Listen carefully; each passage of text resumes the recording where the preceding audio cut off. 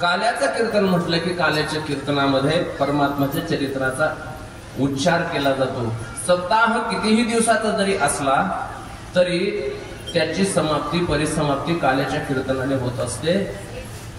10 दिवसाचा असू द्या, 15 दिवसाचा असू द्या, 1 महिन्याचा असू द्या, नाहीतर 1 वर्षाचा का असत नाही, परंतु त्या कार्यक्रमाची सांगता कधी असते? काल्याच्या कीर्तनाने सांगता होते. मंदिराच्या देवळाच्या कामा कळसू परमगंगेशी सिंधू प्रवेशू का सुवर्ण शुद्धी कसो सोडावा जैसा. गंगेचं धावणं कुठपर्यंत आहे, वाहन कुठपर्यंत आहे? जोपर्यंत समुद्राला मिळत नाही तोपर्यंत तिचं धावणं आहे. मंदिराचं काम कुठपर्यंत चालू? जोपर्यंत कळस होत नाही तोपर्यंत. कळस एकदा का बसला की मंदिराचं काम थांबलं. मारुती मंदिराचं काम किती दिवस चालू होतं? 4 वर्ष चालू होतं. 2 वर्षापूर्वी कळस बसला, काम थांबलं. दत्त मंदिराचं सुरू झालं, अनेक मंदिरं या ठिकाणी झाली. कुठपर्यंत काम चालू होतं? कळस बसेपर्यंत काम चालू. कळस एकदा बसलं की काम थांबलं. सोन्याला 16 कसं लागलं की तिथं काम थांबलं. त्याप्रमाणे सप्ताह कुठपर्यंत चालू आहे? जोपर्यंत काल्याचं कीर्तन होत नाही तोपर्यंत सप्ताह चालू आहे. काल्याचं कीर्तन झालं की सप्ताहाची सांगता होत असते. त्याप्रमाणे आज आपली काल्याची कीर्तनाची सेवा या ठिकाणी आहे. काल्याच्या दिवशी कीर्तनकार थोडे बांधलेले असतात. इतर दिवशी इतर विषय मांडता येतो, परंतु आजच्या दिवशी इतर विषय मांडता येत नाही. एरवी सुद्धा इतर विषय मांडू लागलेत लोक, तो विषय सोडून द्या. परंतु इतर दिवशी सुद्धा इतर गोष्टी बोलायच्याच नाहीत असं नाथ महाराजांनी सांगितलेलं आहे. इतर गोष्टी बोलायच्याच नाहीत, फक्त भक्ती ज्ञाना विरहित इतरा गोष्टी न कराव्या. इतर गोष्टी करायच्या नाहीत असं नाथ महाराज सांगतात. ऐसी कीर्तन मर्यादा आहे संतांच्या घरची, अशी मर्यादा सांभाळून आपण या ठिकाणी सेवा करत आहोत. म्हणून काल्याच्या कीर्तना दिवशी अलिखित असा नियम आहे की काल्याच्या दिवशी परमात्म्याच्या चरित्राचा उच्चार करावा. चरित्राचा आचार करायचा नाही, चरित्राचा विचार करायचा नाही, करायचा तो केवळ उच्चार करायचा. आणि तेही चरित्र परमात्म्याने जे गोकुळात केलं,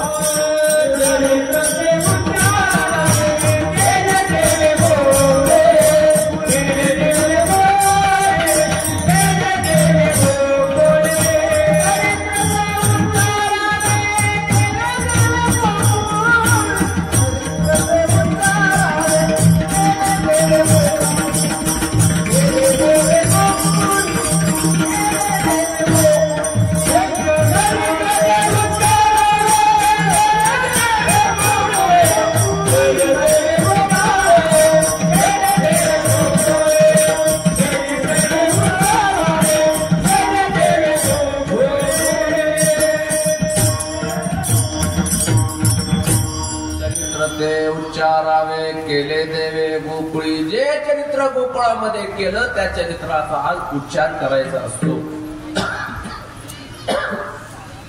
परमात्मा गोकुळामध्ये अवतीर्ण झाले. पण या ठिकाणी येण्यामध्ये 3 प्रकार आहेत. तुम्ही आम्हीही येतो या ठिकाणी, संतही येतात आणि परमात्माही येतो, परंतु तिघांमध्ये फरक आहे. तुम्हा आम्हाला यावंच लागतं. संत स्वतःहून येत असतात आणि देवाला आणावं लागतं. तुमच्या आमच्या येण्याचं कारण वेगळं आहे, संतांच्या येण्याचं कारण वेगळं आहे आणि परमात्म्याच्या येण्याचं कारण वेगळं आहे. परमात्म्याला आणण्याचं कारण वेगळं आहे. परमात्मा या ठिकाणी येतात त्यालाही कारण वेगळं. तुम्हा आम्हाला यावं लागतं. कशासाठी यावं लागतं? अगा करमी जय रामे ते सुख दुःखी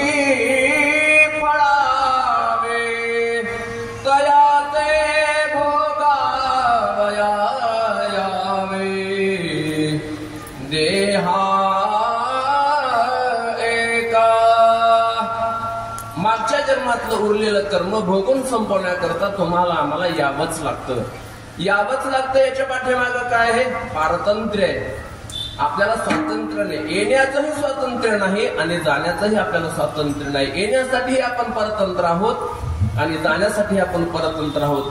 दुसरा वर्ग आहे संतांचा. संतांचे येण्याचं कारण काय आहे? अवतार तुम्हा धराया कारण उद्धरावे जन जड जीव. जडजीवाचा उद्धार करण्याकरता संत या ठिकाणी येत असतात. येथे उपकारासाठी आले म्हणण्यामध्ये ते स्वतंत्र आहेत. आम्ही वैकुंठवासी आलो म्हणण्यामध्ये काय आहे? स्वातंत्र्य. आपल्याला यावं लागतं, ते स्वतः येत असतात.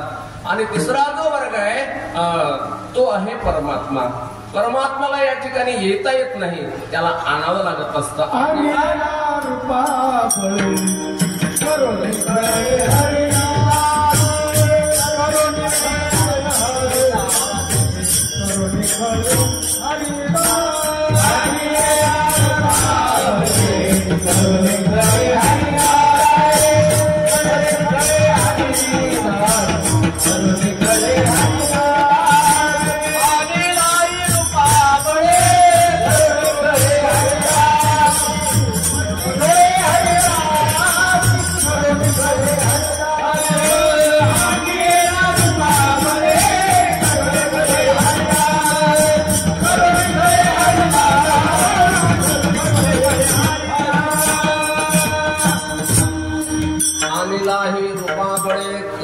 खळे हरिदासी.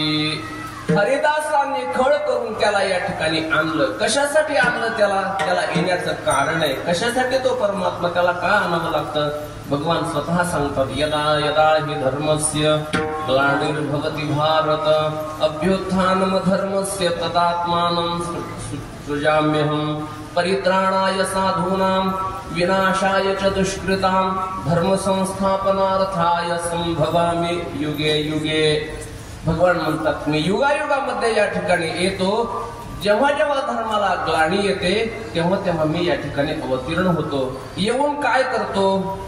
परित्राणाय साधूनां विनाशाय च दुष्कृतां. येण्याचं कारण काय आहे? आपुल्या पाळीसी भक्तजन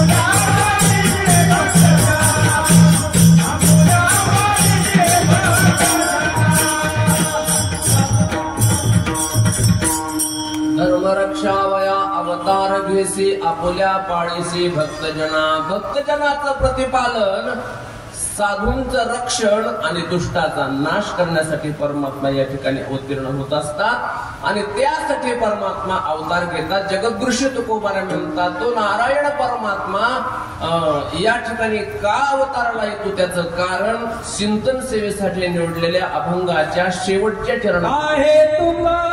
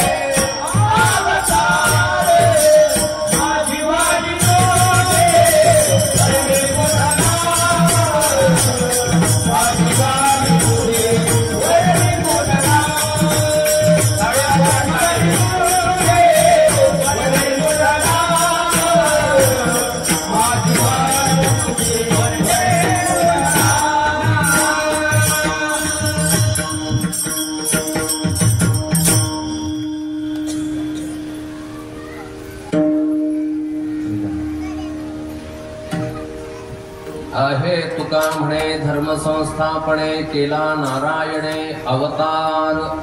जेव्हा जेव्हा भजन होईल ना तेव्हा तेव्हा टाळी वाजवून जावा तुम्ही. रात्री महाराजांनी आता नका वाजवू, भजन सुरू झालं. रात्री महाराजांनी टाळीचं महत्व किती पटवून दिलेलं आहे. रात्री टाळी वाजवल्यानंतर तुम्हाला फरक पडला की नाही? मग एकदा फरक पडल्यानंतर गोळी बंद करायची असते का? गोळी चालूच ठेवायची. भजन सुरू झालं की टाळी सुरू झाली पाहिजे. विठ्ठल विठ्ठल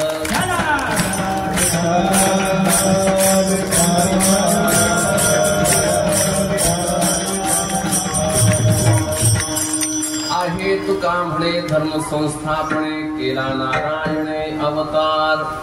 आता कीर्तन करणं म्हणजे माझी फार मोठी परीक्षा आहे. म्हणजे मी शाळेतच न जाता परीक्षेला उभं राहिलो. महाराज परीक्षा घेतात संस्थेमध्ये, कारण जी संस्था आहे की ज्या संस्थेला 104 वर्ष झाले, 104 वर्ष झाले की ज्या सद्गुरू श्री जोग महाराज यांची संस्था आहे, त्या संस्थेमध्ये शिक्षकांना पगार नाही आणि विद्यार्थ्यांना फीस नाही. अशी संस्था 104 वर्ष झाली संस्था चालू आहे आणि त्या संस्थेचे विश्वस्त महाराज आहेत. आणि फार मोठा कारभार आहे. अनेक विद्यार्थी त्यांच्या हाताखालून जातात आणि कीर्तनाचा 50 वर्षाचा अनुभव आहे जवळपास. फार मोठा अनुभव आहे. त्यांच्यासमोर अनेक विद्यार्थी असतात. ते विद्यार्थी संस्थेत 4 वर्ष शिक्षण घेतात आणि 4थ्या वर्षी परीक्षा देतात. मी तर संस्थेतच बसलो नाही, म्हणजे शाळेत नाव सुद्धा नोंदलं नाही, तरी मुख्य परीक्षकाच्या पुढे परीक्षा देण्याची वेळ मला आज आहे. परंतु आमचं जे नातं आहे ते एक मातृवत नातं आहे. मातृवत नातं आहे, त्यांचं प्रेम आहे, प्रेमाचं नातं आहे आमचं. आणि प्रेमाच्या ठिकाणी सर्व काही क्षम्य असतं. त्यामुळं ते परीक्षा फक्त ते कृपा करतील, कासवी सारखं माझ्या मते कृपादृष्टी करतील.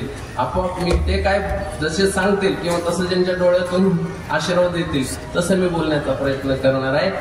मी काही कीर्तनकार नाही, कुठे संस्थेत बसलो नाही, काही नाही. थोड्या मोठ्यांची सेवा, ज्ञानेश्वरीची सेवा थोडी बहुत होते आणि संप्रदायाची सेवा करता करता जे काही तोडकं मोडकं बोलता येईल तेवढं बोलण्याचा प्रयत्न करतो. म्हणून आज मोठा आहे. पण आता महाराजांच्या समोर कीर्तन करण्याची माझी पहिली वेळ आहे. पण आता इथं दगड ठेवून बोलतोय, जे काय बोलतोय ते, परंतु ते ऐकून घेतील त्यांचं अंतःकरण मोठं आहे. मोठी माणसं मोठीच असतात. मोठी माणसं ती असतात की जी छोट्यांना मोठं बनवतात, ती माणसं मोठी असतात. म्हणून त्यांचा अंतःकरण मोठा आहे. त्या ज्या ठिकाणी बसून आहेत, आशीर्वाद देण्यासाठी बसून आहेत. काय सांगत होतो मी? कीर्तन आहे तुका म्हणे धर्मसंस्थापने केला नारायणे अवतार. नारायणाने अवतार केलेला आहे. कशासाठी? धर्मसंस्थापना करण्याकरिता नारायणाने अवतार धारण केला. अवतार त्याला म्हणतात की नारायणाने अवतार का धारण केला? अवतार म्हणजे तृतरती, म्हणजे तरण्याने, अवतरती म्हणजे खाली येणे. परमात्मा तुमच्या आमच्या करिता, आपल्या उद्धार करता तो या ठिकाणी खाली येतो. उच्च स्थिती सोडून कनिष्ठ स्थितीमध्ये तो येतो. तुकोबराय म्हणतात त्या नारायणाने अवतार धारण केला. आणि अवतार धारण करून तो परमात्मा कोणासाठी आला? त्या त्या कालामध्ये, त्या त्या युगामध्ये राम अवतार हे जे अवतार झाले, ते अवतार कशासाठी झाले आपल्याला सांगून मी पुढे आलो. राम अवतार, मत्स्य कच्छ वराह हे सगळे अवतार कारणाशिवाय परमात्म्याने अवतार घेतलेले नाहीत. म्हणून आजही त्या काळामध्ये अवतार घेण्याची गरज होती आणि म्हणून परमात्मा अवतार धारण करून त्या ठिकाणी आले. कुठे आले? परमात्मा गोकुळामध्ये अवतीर्ण झाले. आणि गोकुळामध्ये अवतीर्ण म्हणजे परमात्म्याच्या चरित्राचा सर्व भाग जवळपास आपल्याला माहित आहे. तो परमात्मा, तो नारायण परमात्मा गोकुळामध्ये अवतीर्ण झाले. पण त्याही अगोदर त्या चरित्राला सुरुवात होते ते वसुदेव आणि देवकीच्या लग्नापासून सुरू होते. वसुदेव देवकीचं लग्न होतं. लग्नाची वरात निघते. वरात निघाल्यानंतर आकाशवाणी होते. आकाशवाणी सांगते हिच्यापासून होणारा 8वा पुत्र तुला मारणार आहे. अशी आकाशवाणी झाल्यानंतर तो खड्ग घेतो. तो विचार करतो. कोण? कंस विचार करतो की जर हिच्यापासून होणारा 8वा मला मारणार आहे, मग हिलाच कशाला ठेवायचं. म्हणून तिला संपवण्यासाठी तो खड्ग घेऊन मारण्यासाठी जातो. घेऊन या खड्ग माराया धावला. हात तो धरला वसुदेवे. वसुदेवानं सांगितलं. वसुदेव म्हणतात तिला मारू नको, तिच्यापासून होणारे सर्व तुला आणून देईल. विश्वास होता. वचनावरती दिलेली वचनं पाळले जात होते त्या काळामध्ये. म्हणून त्या ठिकाणी कंसासारखा दुष्ट असताना सुद्धा त्यांनी वचन पाळलं आणि वसुदेवाचं वचन ऐकलं. त्यांना दोघांना बंदीखान्यामध्ये ठेवलं. पहिला मुलगा झाला, नेऊन दिला, त्यांनी परत पाठवून दिला. नारद आले, नारदांनी थोडासा बुद्धिभ्रम केला. पुन्हा त्यांनी 6 विमारित दुराचारी, 7वा जो गर्भ योगमाया नेता आश्चर्य करीत मना माझी, 7वा दुर्ग देवकीच्या उदरामध्ये नेऊन घातला. आणि 8व्याने तो परमात्मा श्रावण मध्ये अष्टमीला वसुनाम तिथी बुधवार असे शुभ सांगत असे परीक्षिती, श्रावण मध्ये अष्टमीला रात्रीच्या 12 वाजता तो परमात्मा गोकुळामध्ये आपलं देवकी आणि वसुदेवाच्या पोटी त्या ठिकाणी कारागृहामध्ये, मथुरेच्या कारागृहामध्ये तो परमात्मा प्रकट झाला. गोपाल कृष्ण प्रकट झाल्याबरोबर 8 वर्षाची मूर्ती प्रकट झाली. लख असा प्रकाश पडलेला आहे. वसुदेवाने मिठी मारलेली आहे. वसुदेवाने मिठी मारली आहे. देवकी म्हणते सोडा सोडा मिठी, लपवा लपवा जगजेटी, झणे कंसाशी कळेल, माझ्या बाळाशी मारेल, लवकर लपवा. आता याला कुठं लपवायचं? पण आई आहे ती, याला कुठं लपवायचं? भगवान म्हणतात अगं आई, आमची आई तर ना, अगं मला कुठं लपवते? अगं माझ्या एका अंशावर सगळं विश्व स्थापित आहे. मी एका अंशेन स्थितो जगत, हे सगळं जगत माझ्या एका अंशावर आहे आणि मला कुठं लपवणार आहे? मी व्यापक आहे, मला लपवताच येत नाही. परंतु आईची माया मिठी धरली होती वसुदेवानी. सोडा सोडा मिठी. देवानी बोलत यशोदा वसुदेव देवकी माता म्हणते की देवा, तुम्हाला आम्ही तपश्चर्या केली होती, ती लहान बाळ म्हणून केली होती, तुम्ही एवढे मोठे झाले. शेवटी त्यांच्या विनंतीवरून रूप बाळ झाले, लहान झाले आणि भगवान सांगू लागले की आता मला इथं ठेवू नका. नंदाच्या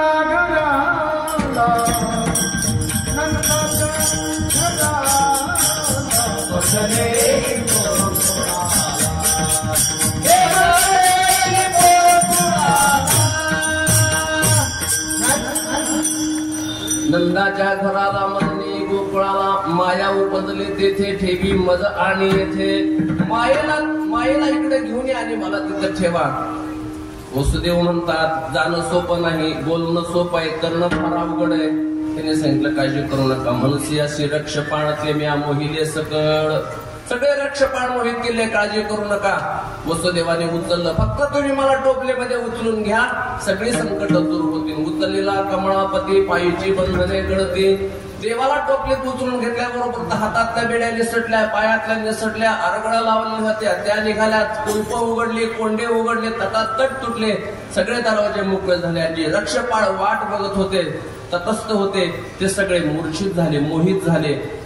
वसुदेव बाहेर निघाले, यमुना मैया पार केली. यमुना मैयामध्ये संकट आलं. यमुना मैयाला भगवंतांनी सांगितले की सासूबाई, आता सध्या ही वेळ नाही, माझं मुख पाहण्याची ही वेळ नाही, सध्या मला जाऊ द्या, पुढे ही बहुत करणे आहे, मला बरंच काही करायचंय, जाऊ द्या मला पुढे. आणि म्हणून यमुना मैयाला विनंती केली. यमुना मैयाला पायाचं दर्शन दिलं, अंगठ्याचं दर्शन दिले. यमुना मैयाने वाट करून गेली, पलीकडे गेले. वसुदेवाने नंदबाबाच्या तिथे या परमात्म्याला ठेवलं. तिथली असणारी माया उचलली, ते घेऊन इकडे आले, इथं आले, परत लवकर आले, उशीर झाला होता त्यामुळे पटपट आले. ते येऊन कारागृहामध्ये आले. कारागृहामध्ये आल्यानंतर ते माया आकांत करू लागली. माया करी आकांत तुका म्हणे उठले दूध, दूध उठले. दूताने सांगितलं 8व्या जन्माला, 8व्या जन्माला, 8व्या जन्माला. कंस धावतच आला. धावत आल्यानंतर पाहिलं तर 8वं नाही, 8वी मुलगी आहे. ते म्हणे आकाशवाणी तर काय झाली होती, तिच्यापासून होणारा 8वा तुला मारणार आहे. त्याला काय माहित आहे, तो बोलतो तसा करत नाही. चतुरातो शिरोमणी, चतुर आहे फार. मग 8वा असो किंवा 8वी असो, म्हणून त्यांनी उचललं आणि गरगर गरगर फिरून शेळ्या आपट.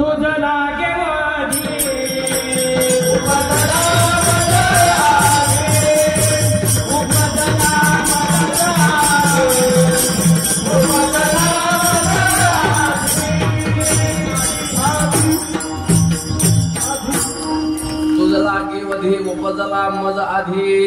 अरे कंसा, तू काय मला मारतोस, तुला मारणारा माझ्या अगोदर जन्माला. अशी आकाशवाणी झाली, ती हातातून निसटली, निघून गेली. ती कंस मात्र भयभीत झाला. इकडे कंस घाबरला. कंसाने मीटिंग बोलावली. इकडे कंस भयभीत आहे आणि जिथे परमात्म्याला नेऊन ठेवलं होतं त्या गोकुळामध्ये सकाळीच यशोदा मैया उठली, दाई उठली, जी सुनंदा नावाची जी नंदबाबाची बहीण होती ती उठली. तिनं पाहिलं की लहान लेकराचा आवाज येतोय, काहीतरी चाहूल आहे, वेगळीच आहे. आणि येऊन पाहिलं तर हे चाहूल लागली त्यांना. आणि येऊन पाहिलं तर छोटस बाळ त्या ठिकाणी. यशोदेला पत्ताही नाही. बाळ जोड खेळताय. सुनंदेनं पाहिलं आणि धावतच गेली आणि नंदबाबाला जाऊन सांगितलं. नंदबाबा यमुना मैयाच्या खडकावर बसून साधना करत होते पहाटे. तिथं जाऊन सांगितलं, ओ नंदाजी, भैया भैया आपको लाला भयो, तुम्हाला मुलगा झाला. असं आनंदानं सांगितल्याबरोबर त्यांनी नवरत्नाचा हार काढला आणि तिच्या गळ्यामध्ये घातला. दोघंही आनंदानं गोकुळामध्ये आले.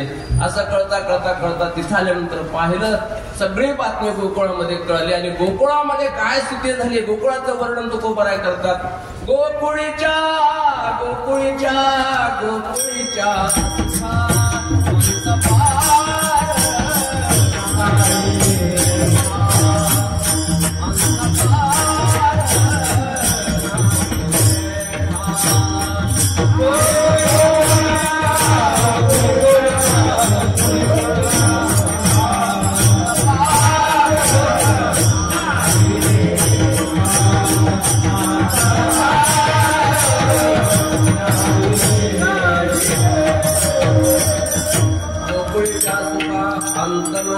पार नाही, लेखा नाही. आनंदी आनंद सगळीकडे झालेला आहे. बाळकृष्ण नंदा घरी आनंदल्या नर नारी. आनंदाचा द्योतक म्हणून प्रत्येक म्हणून गुडिया तोरणे करती कथा गाती गाणे गायला लागल्यात. तोरण बांधलेले आहेत, गुड्या उभा केलेल्या आहेत आणि फेर धरलेला आहे. गोपिकांनी नाचायला लागल्यात, कथा करतायत, गाणे गातायत, फुगड्या खेळतायत. जसा दिंडीत आनंद घेतला तसा असाच आनंद सगळ्यांनी घेतला. आज आपल्या गोकुळासारखंच वातावरण आहे. सगळीकडे आनंद आनंदच आहे सगळीकडे. किती जरी मागून भजनी मंडळाने सांगितलं पुढं चला, कीर्तनाला उशीर होतोय, पुढं चला, ते म्हणते एक फुगडी एक फुगडी एक फुगडी असं म्हणता म्हणता म्हणता 12 वाजता तिथे येतात. आणि आजच्या दिवस आनंद येतो. घेऊ दे आनंद. कीर्तन आपण दररोजच ऐकतो. काल्याचं कीर्तन काय 1 तास केलं तरी काल्याचं कीर्तन आहे आणि सगळ्यांना पाठ असतं ते. त्यामुळं जास्त वेळ काल्याचे कीर्तन आहे, तुम्हाला हा आनंद भेटत नाही. म्हणून हा जसा आनंद आहे तसंच गोकुळात आनंद झाला. सर्वांना आनंद झाला. आणि आनंदाच्या भरामध्ये तुका म्हणे छंदे तुका येणे मोहिले गोविंदे. त्या परमात्म्याने सर्वांना मोहित केलं. सगळ्या गोपिका त्या ठिकाणी येऊ लागल्या. एक धावती एकी पुढे ताती वाटी सुंटवडे. गवळण सांगे गवळणीला पुत्र झाला यशोदेला. असं करता करता करता सगळ्या गोकुळामध्ये माहित झालं की यशोदा मैयाला मुलगा झाला. आनंद झाला सगळ्यांना. तो काही सामान्य नव्हता. तो सामान्य नव्हता. ते परब्रह्म होतं, ब्रह्म होतं त्या ठिकाणी आलेलं. सामान्य नव्हतं. आणि त्या ज्या गोपिका होत्या त्या गोपिका त्या वेदगर्भीच्या श्रुती त्या सामान्य नव्हत्या. मागच्या अवतारातले ते ऋषीमुनी होते आणि ते या ठिकाणी कित्येक दिवसाची वाट पाहत होते. तो परमात्मा कधी येईल त्याची वाट पाहत होते. दुसरा एक भाग त्या ठिकाणी वसुदेव आपले देव यशोदा मैया आणि नंदबाबा हे गावातले मुखिया होते, प्रमुख होते. काही जरी झालं तरी सगळ्या गावाला गोकुळाला मदत करणारे होते, मुख्य होते. त्या सगळ्यांच्या सुखदुःखात जाणारे होते. म्हणून यांना जेव्हा सुख झालं तेव्हा यांच्या सुखामध्ये सगळं गोकुळ त्या ठिकाणी सामावित झालं. आणि सर्व गोकुळाला आनंदच आनंद. सर्वत्र आनंदाला पारावार राहिला नाही. आनंद करतायत. काही गोपिका त्या ठिकाणी आल्या. सगळ्या म्हणल्या, सगळ्या चालल्यात गोपिका भेटायला. घाई मध्ये जातात, मेकअप करत नाहीत, काही नाही. जाई उठल्या की निघाल्या सुंदरवडा ही घेतात आणि चालल्यात. आपण तसं नाही जायचं, जरा वेगळ्या पद्धतीने जायचं. 5 गवळणी वेगवेगळ्या प्रकारच्या वेगवेगळ्या रंगाच्या 5 गवळणी एकत्र झाल्या आणि निघाल्या. आल्या आल्या आल्या 5 गवळणी गवळणी गवळणी गवळणी 5 रंगाचे शृंगार करुणी ऐशा आल्या 5 गवळणी. अशा 5 रंगाचे 5 रंगाचे शृंगार करून 5 गवळणी भेटण्यासाठी आल्या. सगळेच भेटायला येत होते. 6 दिवस झाले आणि 6 दिवसांमध्ये कंसाने अनेक मिटिंग घेतल्या. इकडं आनंद आहे, गोकुळात आनंद आहे, मथुरेत मात्र दुःख आहे, भीतीचं वातावरण आहे. इकडे दुःख का? मथुरेत भीती आहे. तिथं पाप नांदत होतं, तिथं असुर नांदत होते म्हणून तिथं दुःख होतं. गोकुळात का आनंद होता? इथे परमात्मा होते. बाळकृष्ण नंदा घरी आनंदाने आनंदाने. गोकुळामध्ये आनंद होता, मथुरेमध्ये मात्र दुःख होतं. कंसानं मिटिंग बोलावली आणि कंसानं ठरवलं की हा आपला शत्रू वाढतो, याला लवकर संपवलं पाहिजे. शत्रू लहान आहे तोपर्यंत संपवला पाहिजे, विस्तव लहान आहे तोपर्यंतच विजवला पाहिजे. म्हणून कंसाने मिटिंग बोलावली.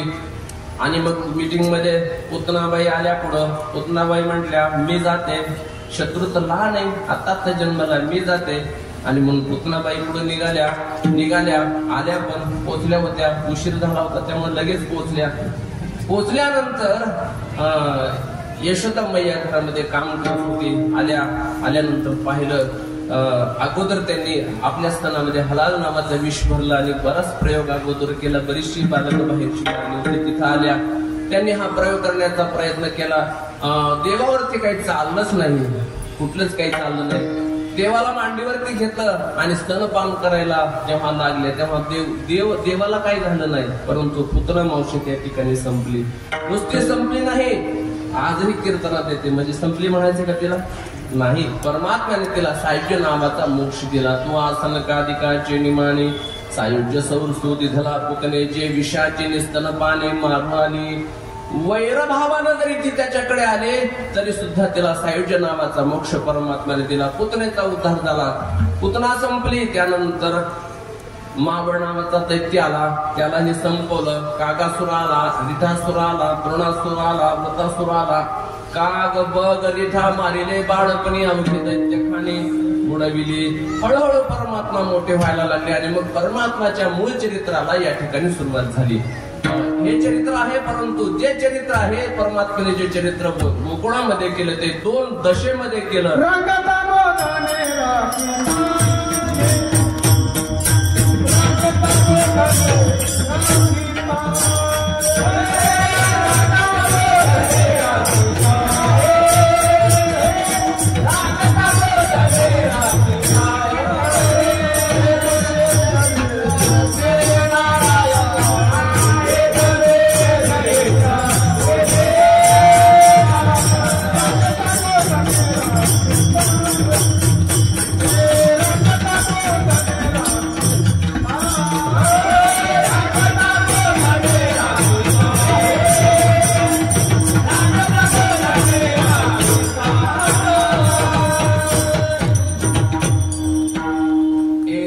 चरित्र केले नारायणे रांगता गोधने राखीत आहे.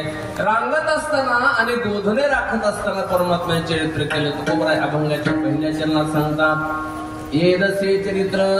दशा म्हणजे अवस्था. 2 अवस्थेमध्ये परमात्म्याने चरित्र केले. इथे वय सांगितलं नाही, तिथे अवस्था सांगितली. रांगत असतानाचं वय आणि गाई राखत असतानाचं वय, या 2 वयाचा विचार या ठिकाणी सांगितला. या दशेमध्ये परमात्म्याने चरित्र केलं. रांगत असतानाचं साधारण वय किती असतं? लेकरू किती वर्षामध्ये रांगत? का महिन्यामध्ये? किती महिन्यात? 7-8 महिन्यामध्ये, आहे की नाही? 7-8 महिन्यामध्ये. 6 महिन्याच्या नंतर जर प्युअर गाईचं दूध जर त्याला आणि आईला जर पित असेल तर 6 महिन्यात रांगतं. वरचं जर गाईचं दूध पित असेल तर किमान 8 ते 9 महिन्यामध्ये रांगायला लागतं. इथे तुकोबरायने वय सांगितलं नाही, अवस्था सांगितली. रांगत असताना. आणि दुसरं जे सांगितलं ते गाई राखत असताना. गाई राखायचं वय काय असतं? साधारणपणे गाई राखायला कधी जात असतं? आपण सगळ्यांनी गाई राखलेत की नाही? काहीच्या धावतात, काहीच्या अजून बी आवरत नाही. गाई राखलेत आपण. किती वर्ष वय असतं गाई राखण्याचं? 10 वर्षापासून, किमान 10 वर्षापासून पुढे. आणि 70 वर्षाच्या 10 ते 70 वर्ष हे गाई राखण्याचं वय असतं. कोणत्या 4 पायाच्या नाही सांगत मी. त्या 4 पायाच्या गाई सांगायचं नाही मी आवडीचं. कोणत्या गाई? या 10 गाई 4 पायाच्या नाही. ह्या 10 गाई. न पैसती एकी ठाई धावती दाही 10 दिशा. आपल्या गायी राखण्याचं वय काय? 10 वर्षाच्या नंतर गायी राखण्याची फार गरज आहे. आणि कुठपर्यंत? 70 वर्षांपर्यंत. 70 वर्षानंतर मग गायी पळतच नाहीत कुठं. नाकामधून गळू लागले नंतर गायी कुठं पळतच, नंतर राखण्याची गरजच राहत नाही. म्हणजे गायी राखण्याचं वय काय? 10 वर्षापासून पुढे. म्हणजे परमात्म्याने गायी राखत असताना चरित्र केलं आणि रांगत असताना चरित्र केलं. रांगत असताना काय चरित्र केलं परमात्म्याने? रांगत रंगणी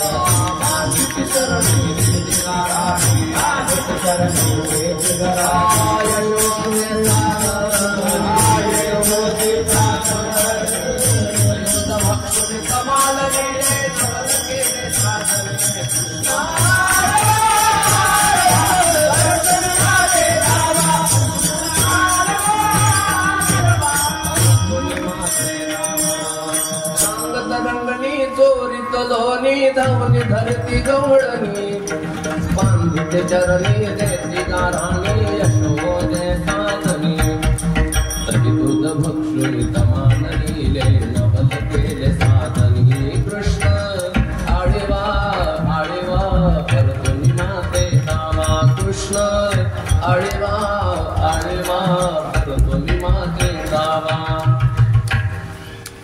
रांगत रंगणी चोरीत लोणी धावनी धरती गवळणी बांधिते चरणी देते गाराणी यशोदे साधनी दही दूध भक्षुनी तमालनी ले नवल केले साधनी. रांगत असताना परमात्म्याने लोणी चोरलं. रांगत असताना कोणतं लोणी चोरलं? रांगत रंगणी चोरीतो लोणी. लोण्याला या ठिकाणी चित्ताला उपमा लोण्याची दिलेली आहे. चित्तरूपी लोणी चोरलं. चित्त चोरी येले नंदाच्या नंदने कामणे येणे गरुड ध्वजे. परमात्म्याने चित्तरूपी लोणी गोपिकांचं चोरलं. आणि चोरी झाल्यानंतर गोपिका कारण घेऊन यशोदम्मय्याकडे आल्या. रांगत असताना पहिला मोर्चा काढला जसवंतीनं. जसवंती नावाची कळून आली आणि तिनं सांगितलं, ए यशोदे तळबे तळ हात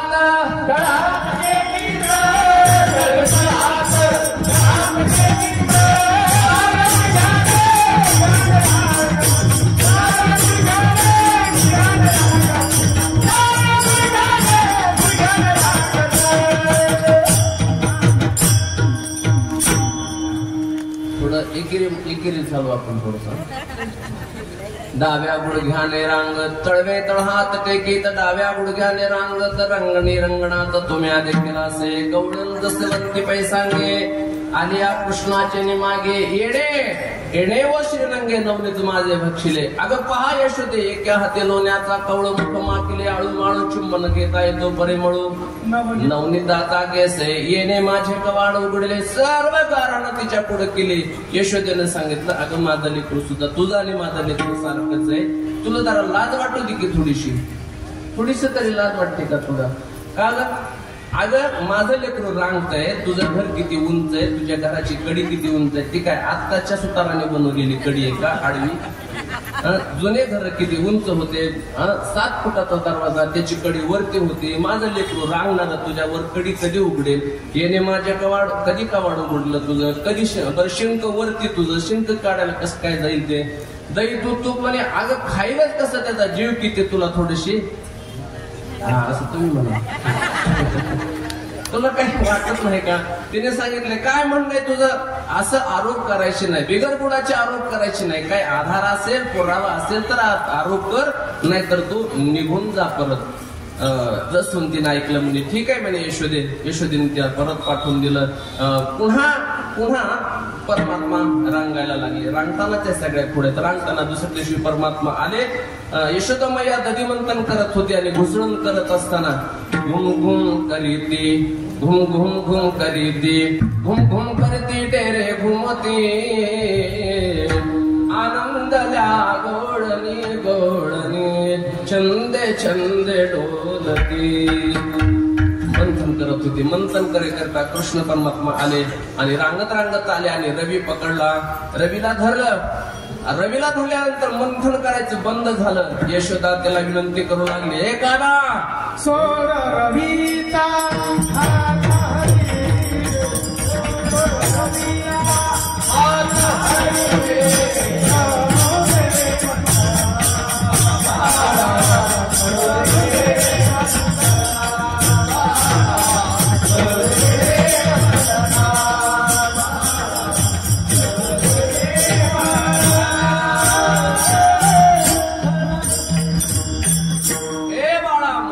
करू दे. सोड रवीचा हात बाळा, करू दे रे मंथन. तो काही सोडत नाही. यशोदा म्हणते, अरे मला भरपूर कामं पडले. तिने पहा तिकडं बघ, तिकडं पहा म्हणे, दारी उभ्या त्या गोपिका तुझं मारिता ती हाका. ते म्हणलं जाऊ दे, त्या गोपिकांना काही कामच नाही, उठल्या की सुटल्या मंडपात येऊन बसतात. सांग त्यांना काही काम नाही म्हणे. मग अरे गोपिकांचं जाऊ दे. आले आले ते राधिका दावी नेत्रीच्या, पुन्हा करू दे मंथना. सोड रवीचा हात हरी रे, करू दे रे मंथना बाळा, करू दे रे मंथना बाळा. यशोदा मैया विनंती करू लागली. तो काय हात सोडत नाही. आता आईला भरपूर काम असतात. तिनं थोड्या वेळ वाट पाहिली. सोड बाबा, सोड सोड सोड. सोडत नाही. त्यावेळेस तिने थोडासा धक्का दिला हाताला. हात मोडून बाजूला काढला. बाजूला काढल्यानंतर यांचं शस्त्र, लहान लेकराचं शस्त्र काय असतं, रडणं. म्हणजे रडायला सुरुवात केली. एवढा रडायला लागला, एवढा रडायला लागला. अर्धा तास झाला. 12 वाजल्यापासून रडत होता. 1 वाजली तरी सुद्धा रडतच होता. तो रडायला लागला. यशोदा मैयानं कडेवर घेतलाय. ती इकडं तिकडं फिरली. तिने त्याला सांगू लागली, काय पाहिजे तुला बाळा, काय पाहिजे ते देते, परंतु तुझं रडणं थांबव. यशोदा मैया विनंती करू लागली, का रडतोय. बाहेरच्या गोप्या विचारायला, काय झालं यशोदे. यशोदा मैया म्हणते, रडते माझे बाळ आहे, समजाविता राहिला. रडते माझे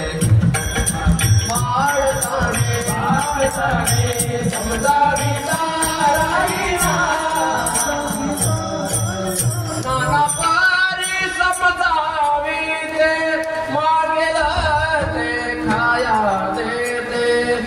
थोपटोनी निजविते, हलविते माळना.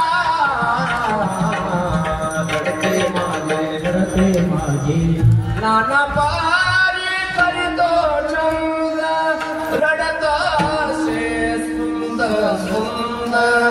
नेत्र वाटे वाहे बुंद, याचा डोळा लागे ना. रडते माझे बाळकाने, समजाविता राहिना.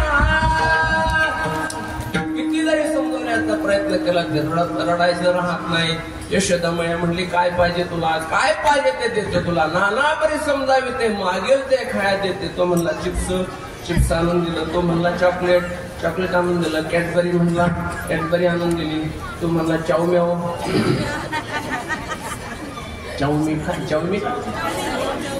अजून काय कुरकुरे. तो जे म्हणेल ते मी त्याला दिलं, परंतु काय रडायचं राहत नाही. यशोदेने सांगितलं, काय तुला पाहिजे ते त्यानं सांगितलं, तू मला पाहिजे ते देशील.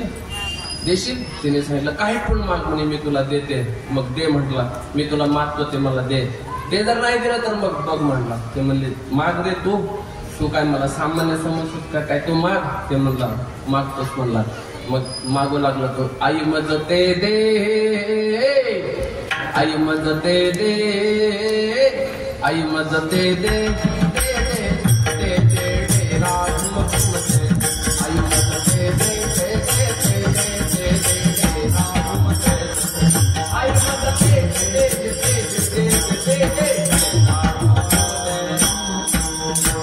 तेरा घूम घूमते घूम घूमते, तेरा घूम घूमते घूम घूमते, तेरा घूम घूमते घूम घूमते, घूम घूम घूम घूमते. आई मदते दे, आई मदते दे, आई मदते दे, तेरा घूम घूमते, आई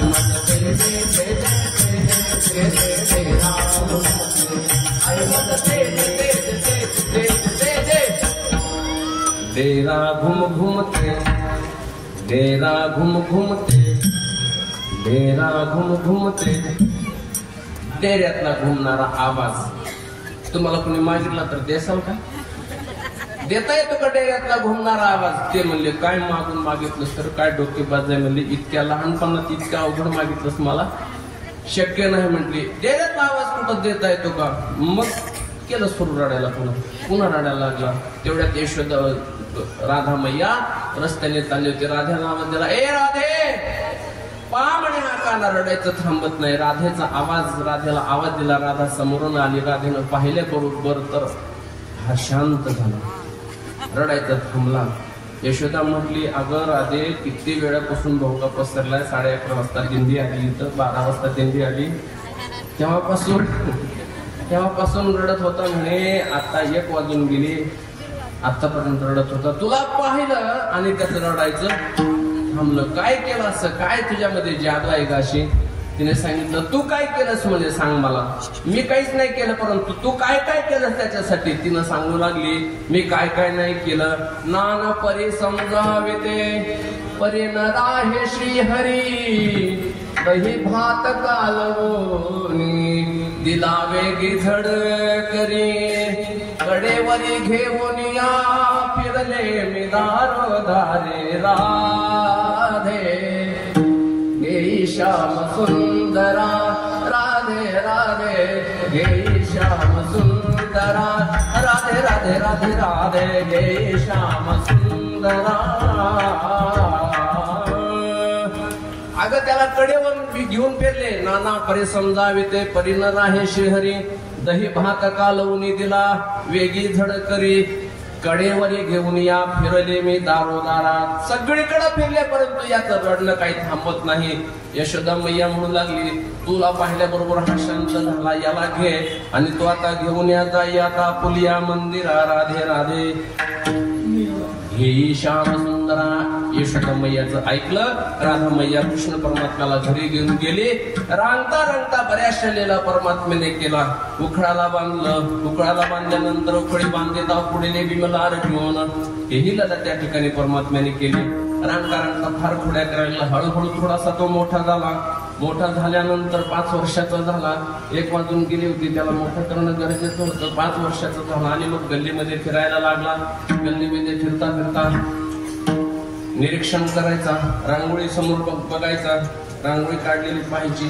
आता गल्ली होती. आता आपल्या गल्लीत कशा रांगोळी काढल्या होत्या सगळ्यांनी एक नाही. इथून तिथून पूर्ण बिडकींमध्ये घरासमोर रांगोळ्या काढल्या होत्या. रांगोळी पाहायचा, पुढे जायचा, रांगोळी पाहायचा, पुढे जायचा. ह्या गोपिका त्याच्या पाठीमागे खोडकर होता ना, त्यांना वाटतं काय करतो काय माहिती. पाठीमागे जायच्या, सगळ्यांच्या रांगोळ्या पाहिल्या, मग मध्ये येऊन उभं राहिला. सगळ्या गोपिका चौकून उभं राहिल्या.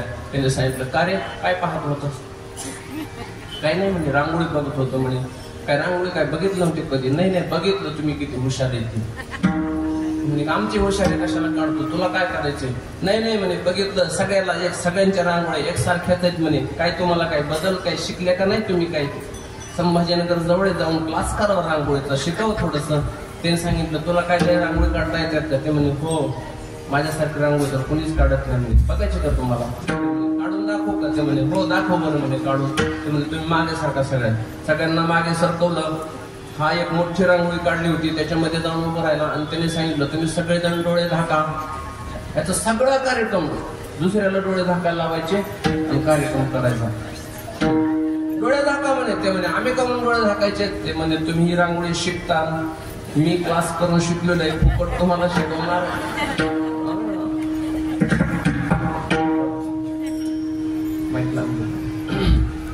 फुकट तुम्हाला शिकवणार नाही, तुम्ही डोळे झाका म्हणे. ठीक आहे म्हणे. मी उघडा म्हणले नंतर उघडा. मग त्यांनी डोळे झाकले आणि मग गोपिकांनी डोळे झाकले. हा मध्यभागी जाऊन उभा राहिला. अष्टदळ काढले अंगणी, बरी मुथे चक्रपाणी. एक नंबरचा कार्यक्रम त्याच्यावरती केला आणि मग म्हणतो, आता उघडा डोळे तुम्ही. डोळे उघडले. गोपिकांनी पाहिलं. अरे म्हणे चांगल्या रांगोळीचा नाश केलास म्हणले. असले कसे रांगोळी काढली? त्यांनी सांगितलं, याच्यावरती मी शून्य काढला म्हणे तुमच्या रांगोळीवरती. का शून्य काढला? कोणती रांगोळी होती आमची? अरे तुमची रांगोळी होती अष्टादळ नावाची रांगोळी होती. अष्टादळ म्हणजे अष्टांग योग आहेत. अष्टांग योगानं मी प्राप्त होत नाही. अष्टांग योगे न शिनिजे यम नियम निरोध न केली रया वाचा गीत गायजे वाचा गीत गायजे गाता वाता श्रवणी ऐकेजे रया. अष्टांग योगाने मी तुम्हाला प्राप्त होणार नाही. तुम्हाला माझं चिंतन करावं लागेल, माझं नामस्मरण करावं लागेल. वाचा गीत गायजे, गीत गा आणि गीत गाण्याच्या माध्यमातून तुम्ही काय करा, तुम्ही माझ्यापर्यंत प्राप्त व्हाल. म्हणून या अष्टांग योगावरती मी हा 1 नंबरचा कार्यक्रम केला. कशामुळे? हे माझ्यापुढे शून्य आहे. शून्य काढलं देवाने त्याच्यावरती. माझ्यापुढे शून्य आहे म्हणून योगाच्या वाटा जे निघाले गा सोपटात या दुःखाचाचे वाटा भागा आला. हा संदेश परमात्म्याने त्यातून दिला. गोपिका रागवल्या, जर धरायला गेले तर पळून गेला. आणि मग गोपिका अशा अनेक प्रकारच्या खोड्या केल्या. गायी सोडल्या, कुंभाराच्या घरी नेऊन बांधल्या, कुंभाराच्या घरच्या गायी सोडल्या, जोड्याच्या घरी नेऊन बांधल्या. मग सकाळी काय झालं असेल तुम्हीच कल्पना करा. मी काही जास्त सांगत नाही, विस्तार करत नाही. अशा खोड्या अनेक प्रकारच्या केल्या. आणि मग नंतर सगळ्या गोपिका एकत्र झाल्या आणि मग गाराने घेऊन आल्या. यशोदा मैयानं ऐकून घेतलं. यशोदा मैया म्हणते माझं लेकरू तसं नाही. बाळचं गुणगुणाचे ताने, बाळ दिसते गोजिरवाने, काय सांगता गारहाणे गे गोकुळच्या नारी. काय गाराणे सांगतात म्हणे, श्रीरंग माझा वेडा त्याला नाही दुसरा तोडा. तुम्ही याचे संगत सोडा गे गोकुळच्या नारी. तुम्ही याच्या नादेला लागू नका. माझं लेकरू तसं नाही, तुम्हीच तसे आहे. तुम्ही थाईच्या ओढाळा गे गोकुळच्या नारे. तुम्ही 12 घरच्या 12 गे. तुम्ही लपून याची गोठी लागता याचे पाठी. ही एवढीच रीत खोटी गे गोकुळच्या नारी. तुम्ही मोठ्या ढाल गजा, तुम्ही 12 घरच्या 12. तुम्हीच तसे आहेत म्हणे. माझं लेकरू अजिबात तसं नाही. बघा माझं लेकरू चांगलंय आणि तुम्हीच तसे आहेत म्हणे. काय म्हणले आता सगळ्या गोपिका म्हणल्या, काय सांगावं म्हणे याला, यशोदेला काय सांगावं म्हणे. ऐकूनच घेत नाही, कोणाचंच ऐकूनच घेत नाही. यशोदेने सांगितलं ऐकून का म्हणून घेऊ, त्यात तुमच्याकडे काय पुरावा आहे का याचा? त्याने सांगितलं पुरावा नाही पुरावा. तर मग निघा म्हणजे तुम्ही. दिल्या काढून घरी आणि मग सगळ्या गोपिकांना घरी पाठवून दिलं. कृष्ण परमात्म्याला जवळ घेऊन बोलावलं आणि परमात्म्याला ताकीद केली, कृष्णा तुला घरी कुणाच्या जाऊ नको, कुणाच्या घरी जाऊ नको. बाबा या गोपिका काही चांगल्या नाहीत, कुणाच्या घरी जाऊ नको. आई मग काय करू? यशोदा मैयानं सांगितलं तू काही करू नको. तुझ्या बरोबरची छोटी छोटी मुलं आहेत, त्या छोट्या छोट्या मुलामध्ये खेळायला जा.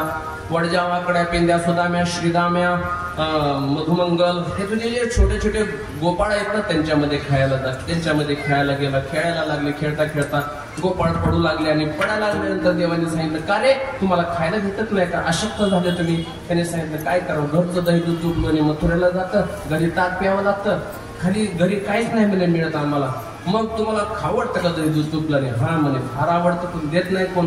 मग तुम्हाला खायचं का? हो ठीक आहे म्हणे. तर तुम्ही माझ्या मागे या, यालं तरी यारे लागे, हे माझ्या मागे मागे आज देतो पोट भरी, पुरे म्हणाल तोवरी नको नको म्हणेपर्यंत देतो तुम्हाला, परंतु तुम्ही माझ्या पाठीमागे या. येत असताना फक्त एक नियम आहे, हळूहळू चाला, कोणी कोणाशी न बोला. हळूहळू माझ्या पाठीमागे चाला, कोणी कोणाला बोलू नका, कोणी कोणाला बोलायचं नाही. यांनी हे केलं नाही, त्यांनी ते केलं नाही, आणि याचा सत्कार केला, त्याचा सत्कार केला, आणि याचंच नाव घेतलं, आणि आम्ही रात्रंदिवस चटया हातरल्या, आमचं नावच घेतलं नाही. कोणी कोणाशी पोटभर खायचा असेल तर हा नियम सांगितला. कोणाला? गोपाळांना सांगितलं. आपण सगळे गोपाळच आहेत, आपण सुद्धा हा नियम पाळला पाहिजे. जर पोटभर या उत्सवाचा पुरेपूर आनंद जर घ्यायचा असेल तर कोणी कोणाशी न बोला. तुका म्हणे सांदा घाटे तेने नका भरू पोटे. अशा पद्धतीचा संदेश त्या ठिकाणी परमात्म्याने दिला. आणि मग सगळ्या गोपाळांना एकत्र घेतलं. एकत्र घेऊन मग त्यांना संघटना स्थापन केली. बालदुग्धाच्या एकाच मंडळाची स्थापना केली आणि संघटना स्थापन करून चोऱ्या करायला सुरुवात केली. घरचं खाऊ घालायचं नव्हतं, बाहेरचं खाऊ घालायचं होतं. चोऱ्या करायला सुरुवात केली. दररोज एका घरी जायचं, रात्रीचं जायचं. घर पाहुणे एकांताचे, नवविधा नवनीताचे, एकांतातलं घर पाहायचं. घराच्या पाठीमागं जायचं, सगळ्याला सांगायचं डोळे झाका म्हणून आतमध्ये न्यायचं. पुन्हा दही दूध तूप लोणी खाऊ घालायचं, दही डोळे झाका म्हणायचं, पुन्हा बाहेर आणायचं. 6 महिने चाललं. पेंद्या म्हटला दररोजच याच्या आपण पाठीमागं जातो, किती दिवस याच्याच पाठीमागं जय जयकार करायचा, आपला किती दिवस करायचं म्हणे. ते आपण स्वतंत्र पॅनल तयार करू, हा काय म्हणतो ते शिकून घेऊ, दुसरा पॅनल तयार करू. असं पेंद्याने ठरवलं. एक दिवस गेला पेंद्याने, तो प्रकार केला. डोळ्यामध्ये असं सांदी ठेवल्या, पेंद्याला आतमध्ये नेलं, पण बाहेर आणताना मात्र पेंद्याला शिक्षा दिली. सवण्यात अडकवला असा अडकवला. त्या दिवशी फार खाऊ घातलं दही दूध तुपलं त्याला आणि पेंद्याला सवण्यात अडकवला. बाहेर गेले, कधीच गजर केला नव्हतं, त्या दिवशी मात्र मोठ्याने गजर केला. गोपाल कृष्ण भगवान मोठ्याने गजर केल्यावर सगळ्या गोपिका उठल्या, जाग्या झाल्या आणि पळत आपल्या घरात गेल्या. म्हणे बाई आज आपल्याच गल्लीत कार्यक्रम दिसतोय म्हणे. परत आपल्या घरात शिरल्या, पाहायला लागल्या. जिच्या घरात चोरी केली होती ती घरात शिरली. दरवाजा उघडा होता, आतमध्ये पाय ठेवला. यांची चोरीची पद्धत होती, दही दूध तुपलोणी खायचं आणि ताक सांडून द्यायची. ताक सगळं सांडून दिलं. आतमध्ये तिनं पाय ठेवल्याबरोबर चोपडं झालेलं होतं घर, सगळं सारवलेलं घर. आतमध्ये पाय ठेवल्याबरोबर तर तिचा पाय घसरला. अशी घसरली, जशी घसरली तशीच पसरली, अशी पडली, पाठीवर पडली. अशी पडल्याबरोबर पेंद्यावर सवण्यात अडकलं होतं. आता खाली अशी उतारी पडल्यानंतर तिचं तोंड कुठं होईल, वर तोंड झाल्यानंतर तिला पेंद्या दिसला. किती लागलं हे तिनं पाहिलं नाही. ती म्हणली माय एक सापडला पाहिजे. तशीच उठली, सगळं ताकानं भरलेलं अंग, एक मानका मोडलेला होता पण तशीच उठली. सापडला म्हणजे मी बाहेर पळाली. सगळ्या गोपिकांना बोलून आणलं, सगळ्यांनी आपल्या हाताला घेऊन आले. कुणी चाटू आणला, कुणी ते लाटणं आणलं, कुणी मुसळ आणलं, कुणी काय ते उलथण आणलं, ते फुंकायचं असतं ते घेऊन आले. ते तुम्ही म्हणा, असे सगळे आपल्या हाताला घेऊन आले आणि जे पेंद्याला मारायला सुरुवात केली. पेंद्याला मारायला लागली. इतका पेंद्यावरती ओरडायचा, कृष्णा मला बाहेर काढ. पेंद्या म्हणतो, कृष्ण बाहेर बोलतात. पेंद्या आता डोळे झाकशील का, डोळे उघडे ठेवशील का. ते म्हणलं अजिबात नाही रे, मला फक्त याच्यातून बाहेर काढ. म्हणला मी मेलो तरी सुद्धा डोळे उघडे ठेवणार नाही. म्हणजे काय मेल्या डोळे उघडे ठेवतात का, मेला तरी सुद्धा डोळे उघडे ठेवणार आहे, पण मला याच्यातून बाहेर काढ अशी विनंती केल्यानंतर पेंद्याला बाहेर काढलं. पेंद्या फार पेंद्याची फजिती झाली होती. पेंद्याला असं सगळं अलगत काढला. पेंद्याला अलगत काढून यमुनेच्या काठावर एक डोह होता छोटासा, त्या डोहामध्ये नेला. वॉशिंग केली पेंद्याची, वॉशिंग केली आणि पुन्हा हवाई मार्गाने पेंद्या गावात आणला, समोर आणला. तोपर्यंत तो कपडे वाळून गेले त्याचे. हवाई मार्गाने आले म्हणून वाऱ्याने कपडे वाळून गेले. पेंद्या समोर आला, समोर उभं राहिला. पेंद्या आता कसं वाटतंय, म्हणतो गोड वाटतंय. कसं वाटतंय तुला आता. तो म्हणला काय, म्हणला फजिती झाली देवा. म्हणले मग माझी परीक्षा कशाला घेतोस, म्हणला माझ्या नादाला कशाला लागतोस. म्हणला नादच करायचा नाही, आपला नादच खोडायचा, नादच करायचा नाही आपला. त्याने सांगितलं आता इथून पुढे कधीच नादाला लागणार नाही तुझ्या बाबा. आणि मग अशा अनेक प्रकारच्या खोड्या त्या ठिकाणी केल्या. पुन्हा गोपिकाने गाराने केले, यशोदेकडे गाराने घेऊन आले. यशोदेने सांगितलं कान्हा. गोपिका फार गाराने येऊ लागल्यात. त्या दिवशी मोर्चा आला, कृष्ण परमात्मा तिथं होते. तिने सांगितलं घरी येतो, चोऱ्या करतो, दही दूध तुपलोण्याचे चोऱ्या करतो, सापडत नाही. दररोज आता सापडे ना. आवारी आवारी आपुला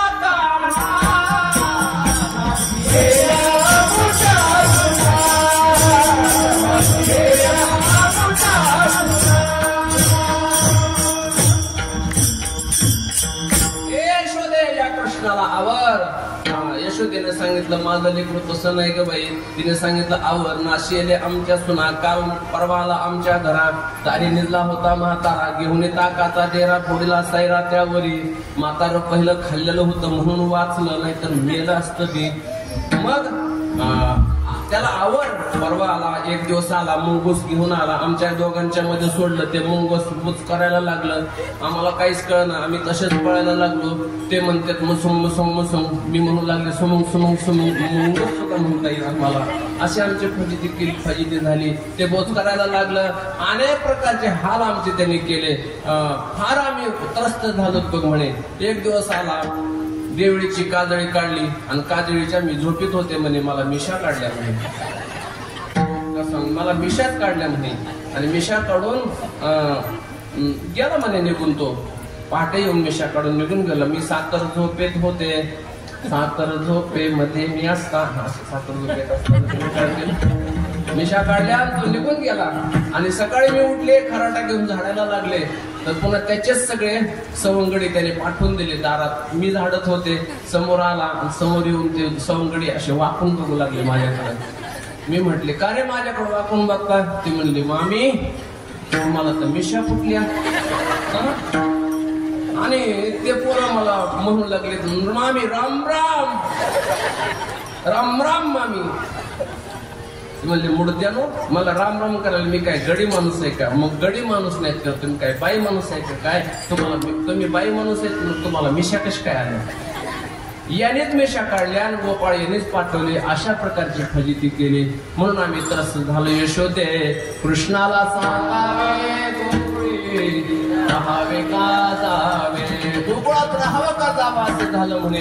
फार फजिती झाली आमची, करू लागला हा. यशोदेने सांगितलं, तुम्ही कुठे जाऊ नका, मीच त्याला पाठवून देते. कृष्ण परमात्म्याला जवळ घेतलं, सांगितलं, हे काना आता फार गाराने येऊ लागले, 1:30 वाजत आली. आता घरात थांबायचं नाही. आता जसं गोपाळांसोबत खेळतो तसं या सगळ्या गोपाळांना घेऊन राहणार जा. आई देवाने सांगितलं, आई उद्या जाईन मी राणा, सगळे घेऊन या गोधना. उद्या जाईन म्हणता बरेच दिवस गेले. एक दिवस तो उजडला आणि गाई घेऊन राहणार चालला. सगळ्या गोपाळांना सांगितलं, अरे तुम्ही गाई घेऊन सारे गोपाळ रानात या.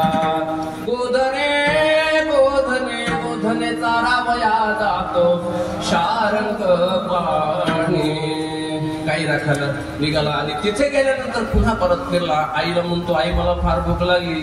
यशोदे घराकडे चाल, मला जेवू घाल. साध्या गव्हाची पोळी लाटली, मला पूर्ण पोळी करून दे मोठी, नाही आडवीत गुळासाठी. यशोदे घराकडे चाल, मला जेवू घाल. यशोदेनं सांगितलं, आता वेळ नाही माझ्याकडं, वेळ संपलेली आहे, संपून गेलेली आहे. मग काय कर, साधी भाकर कर. आई ग भाकर कर. आणि त्याच्यावर कांद्याची कोशिंबिरी, वांगे भाजून भरीत करी, वर कांद्याची कोशिंबिरी. मी अडवत नाही तुला, हे साधं करून दे. यशोदेने भाकरी करून दिली आणि भाकरी खाली. मग देव म्हणतात, आई ग भाकर बरीच गोड झाली. यशोदेने कृपा केली, भाकर खाल्ली आणि निघाला तो. देव सुद्धा भाकर खातो बरं का, चपात्या खात. भाकर आवडते त्याला. मेथीची भाजी, वांग्याचं भरीत, भाकरी ज्वारीची फार आवडते त्याला. आणि असं तो खाल्लं आणि गाई राखायला निघून गेला. आणि मग चालल्यानंतर यशोदामाई म्हणते, अरे याच्यावर लक्ष ठेवा, सांभाळा मुरारी प्राण माझा, जवळीच खेळा जाऊ नका दुरी, सांभाळा मुरारी प्राण माझा. त्याला फार त्याच्यावर संकट आलेले आहेत रे, त्याला सांभाळा, लक्ष द्या. गोपाळ म्हणले, काही काळजी करू नको, आम्ही आहेत म्हणे त्याला सांभाळायला. कोण सांभाळवतं? हे सांभाळत होते त्याला, सगळ्यांना हा सांभाळत होता. हे म्हणतात, आहे यशोदे काही काळजी करू नका, आम्ही आहेत म्हणे त्याच्या पाठीमागं. असंच म्हणतात लोक, असंच म्हणतात. हे कसं, हे तसं, हे जसं तसंच. तुम्ही काळजी करू नका, तुम्ही सप्ताची तारीख धरा, आम्ही आहे तुमच्या पाठीमागं. आणि असं जे म्हणते, नारळ फोडून जी निघून जाते ती काल्या दिवशीच येते. नारळ फोडते, पत्रिका घेते, वाचते, घरी निघून जाते, ती काल्या दिवशी महाप्रसादालाच येते. आम्ही आहे तुमच्या पाठीमागं असे म्हणणारे भरपूर असतात. परंतु काही न म्हणता वर्गणी आणून देणारे आणि तुम्ही करा बाबा, आमचं तुम्हाला प्रोत्साहन आहे असं म्हणणारी थोडी माणसं असतात. हे गोपाळांचं काम असं असतं. यशोदेला सांगितलं की काही काळजी करू नको. सगळे रानात गेले. रानात गेल्यानंतर पहिला चरित्राचा भाग या ठिकाणी संपला. रांगता गोधने राखीत आहे. गाई राखायला गेल्यानंतर परमात्म्याने काय चरित्र केलं. गिरी गोवर्धन येणे उचललीला, काळिया महासर्प नाथोनी आणीला, गिळता आघासून चिरुनी सांडीला, ऐसा लागवी माया सूत्रधारी. अशा प्रकारचे लीला त्या ठिकाणी. गाई चरायला सोडून दिल्या, गाई चरून तृप्त झाल्या, गाई चरायला सोडून दिल्या. पण गाई सोडून दिल्यानंतर गाईच्या वळत्या कराव्या लागतात. गाईची वळती करायला गोपाळ जायचे. या गोपाळांना पाठवून देत आणि यांनी गाईच्या जवळ इकडं शुदुऱ्याजवळ बसायचं. आणि शुदुऱ्या बसल्यावर नुसतं राखण नव्हता करत तो, शुदर्या खाऊन टाकायचा. 5 पोळ्या 3 भाकरी 1.5 कानवाला 1 पुरी आम्हा धाडीने वहिल्या दुनी आमची ठाकवणे खाल्ली शिदोरी. इकडं शुदर्या खायचा, इकडं गाईला राखायला जावं तर तिकडं गाई म्हशीचे दूध पेशी परियेसी ऋषिकेशी गाई म्हशीचे दूध पेशी. उद्या ताक नाही आमाशी. अरे आम्हाला मिळत होतं ताक, ते ताक सुद्धा आम्हाला मिळत नाही. तू इकडे गेल्यानंतर गाई म्हशीचं दूध पिऊन घेतो. तू असा तुझ्या गाई अशा कानोबा वढाळ तुझ्या गाई होत्या नव्हत्या कडंबा ठाई. आणि तिथं नाहीत म्हणून सांगायला गेलो तर शिव्या देते तुझी आई. तुझ्या गाई तशा, तुझी आई तशी. आणि काल तुझा मोर्या नावाचा बैल चुकला, आणि बैल चुकला म्हणून सांगायला गेलो तर तुझा पाठी लागला तुझा म्हातारा असा, तुझी आई तशी, तुझ्या गाई अशा, तू असा. आम्हाला आम्ही कसं तुझ्या सोबत राहावं. त्यामुळं कान्होबा कान्होबा कान्होबा कान्होबा रे कान्होबा निवडी आपुली गोधने. तुझ्या गाई बाजूला काढ. नको आम्हा सवे गोपाळा येऊ ढाळा. तुझ्या गाई कोण धावे त्यांच्या लागे. मागे मागे धारी कुठोर आम्ही त्यांच्या मागे फिरावं. न बैसती एकी ठाई धावती 10 दिशा. कुठोर आम्ही त्याच्या मागे फिरावं. कारण आम्ही थकलेलो. तुझ्या गाई बाजूला कर. तू पण आमच्यातून बाजूला ने. क्षणभर निवडिता येतो का तुलती. बाजूला काढल्या नाही तर त्याला जमत नाही. धरलं तर चावतंय, सोडलं तर पळतंय. अशी अवस्था. त्याला बाजूला काढावं तरीही त्याला करमत नाही. तुमची मज लागली सवे. अरे तुमची मला सवय लागलेली आहे. ठाईचे नवे गडी.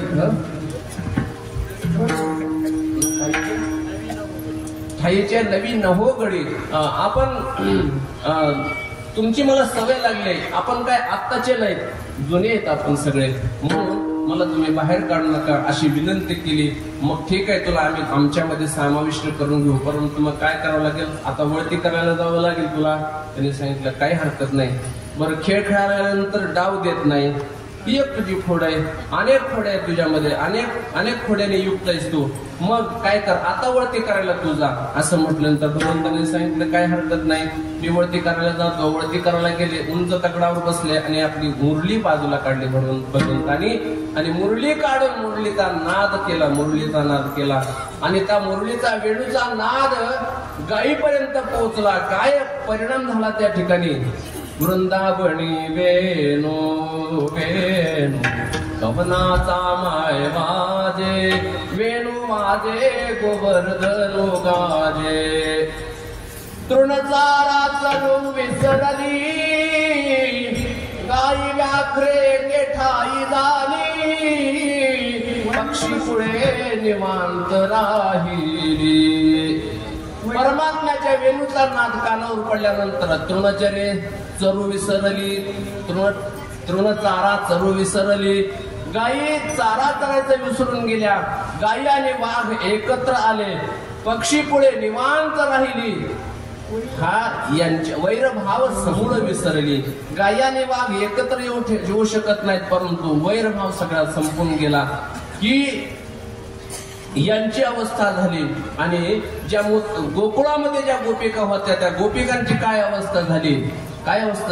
तुझ्या मुरालीची ध्वनी अकल्पित पडली काली. विभळ धारे अंतरणी विघन धंदा विसरले. आहारे सावळिया कयेशी वाजविली मुरली. तुझ्या मुरलीचा सुरतान मी विसरले देह भाव. घर सोडून धरले रान मी वृंदावनी गेले. आहारे सावळिया कैशी वाजविली मुरली. मुरलीचा नाद कानावरती पडला. ऐकून वेणूचा नाद कानावरती पडला. सगळ्या गोपिका कुठं निघाल्या. वृंदावनाच्या दिशेने बाहेर निघाल्या. गोपिका एकत्र झाल्या. गायी सगळ्या एकत्र झाल्या. गायी चरून शांत झाल्या. आणि शांत झाल्यानंतर एकत्र आल्यानंतर गोपाळ सगळे म्हटले तेव्हा काही सगळ्या शांत बसल्यात, आपण थोडासा खेळ खेळू. आणि मग खेळ खेळायला लागले. खेळ खेळत असताना अनेक प्रकारचे खेळ खेळले त्या ठिकाणी. हुतुतू, अमामा, हुंबरी, चेंडू फळी, हुतू तुतू, हुतू तुतू, हुतू तुतू तुतू तुतू, खेळ कान्होबा हमामा तू झाली, कान्होबा हमामा तू झाली. खेळे भवरा गे बाई भवरा, खेळे भवरा गे बाई भवरा, खेळे भवरा गे बाई भवरा, खेळे भवरा गे बाई भवरा.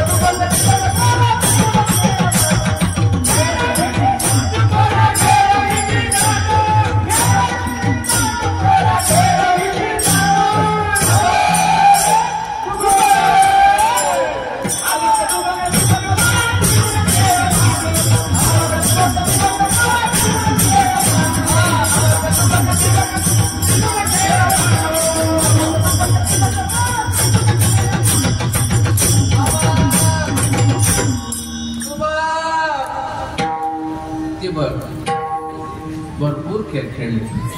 खेळ खेळून सगळे दमले. खेळ खेळले, फार खेळ खेळले. 2 वाजत आले होते. खेळ खेळून सगळे दमले. गोपाळाने सांगितलं, भगवान म्हणतात आपल्याला एवढ्यावर थांबायचं नाही. हे सोंग सारिले या रूपे अनंते पुढेही बहुत करणे आहे. फार पुढे आणखी काम करायचे. म्हणून परमात्मा त्या ठिकाणी थांबले. त्यांनी विचार केला की आपल्याला काला करायचा. म्हणून सगळ्या गोपाळांना एकत्र केलं. सगळ्या गोपाळांना एकत्र केलं. विठोबा रघुमाई जय.